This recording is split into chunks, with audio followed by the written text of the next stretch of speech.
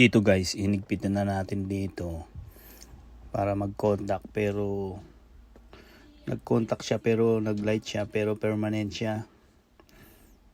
Blue lang, hindi siya nag-changing color kagaya nung nasa kabilang side.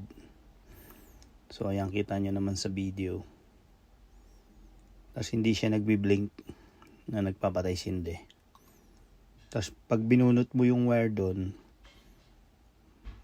may iba yung kulay pero permanent din uli. Kita nyo naman. So totally disappointed sa na-receive natin ngayong araw na to.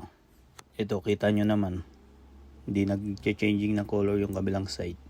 Binunot ko sa saksakan, tapos sinaksak ko uli. Ayan, tinapik-tapik ko para matesting kung may ilaw yung kabilang side. Wala talaga.